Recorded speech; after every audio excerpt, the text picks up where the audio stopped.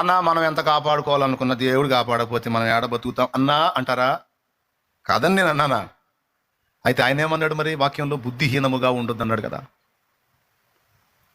దేవుడే కాపాడతాడని నువ్వు నిద్రమోహం వేసుకొని తిరిగితే ఎట్లాగండి? గాల్లో దీపం పెట్టావు, దేవుడు సత్యవంతుడు వెలిగిస్తాడంతే అన్నావు, మరి నీకు చేతులు ఇచ్చింది ఎందుకు? కనీసం అడ్డం పెట్టమని కదా. నువ్వు చేతులు వెనక పెడితే ఎట్లా? ఇక్కడ గమనించాలి, నువ్వు ఉండాల్సిన మెళకువలో నువ్వు ఉండాలి.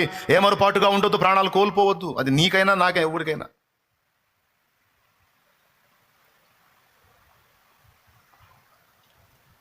బుద్ధిహీనతలు ఎన్ని రకాలు ఉన్నాయో తెలుసా? నైట్ 1 గంట నిద్రపోవటం కూడా బుద్ధిహీనతే. వినండి, అది కూడా సాతాను కుట్రే.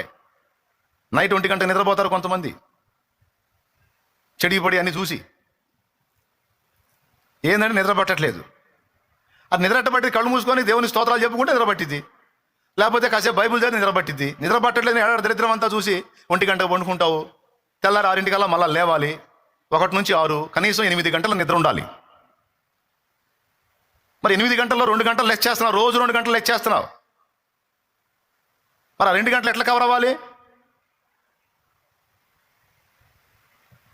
కొంతమంది 5 గంటలే పండుకుంటారు.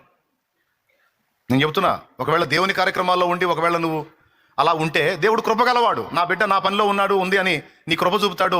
ఆ 4 గంటల నిద్రలోనే, ఆ 3 గంటల నిద్రలోనే, 5 గంటల నిద్రలోనే నీకు సరిపోయినంత శక్తి ఇస్తాడు ఆయన. నువ్వు ఆయన ధ్యాసలో ఉండి ఆయన కార్యాల్లో ఉంటే.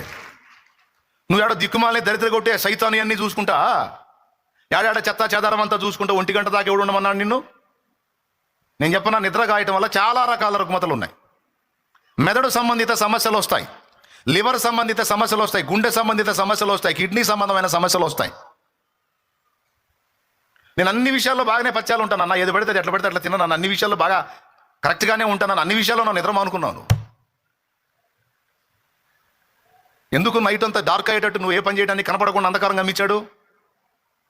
పగలున్నంత వరకు పని చేయాలి, రాత్రి వచ్చింది అప్పుడు ఎవడు పని చేయడని ఏసై చెప్పాడు. పని చేయకుండా ఏం చేస్తే నిద్రపోతాడు. నిద్రపోవాలి. నిద్ర లేకుండా చేస్తాడు వాడు.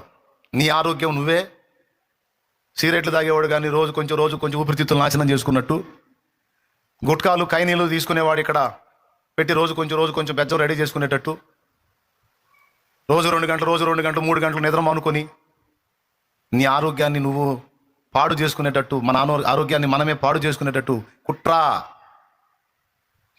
మెలకుగా ఉండొద్దు. కొంతమందికి నిద్ర విషయంలో క్రమశిక్షణ ఉండదు, తిండి విషయంలో క్రమశిక్షణ ఉండదు. పొద్దున్న తినాల్సింది మధ్యాహ్నం తినాల్సింది సాయంత్రం. ఏంటంటే ఏం కాదు.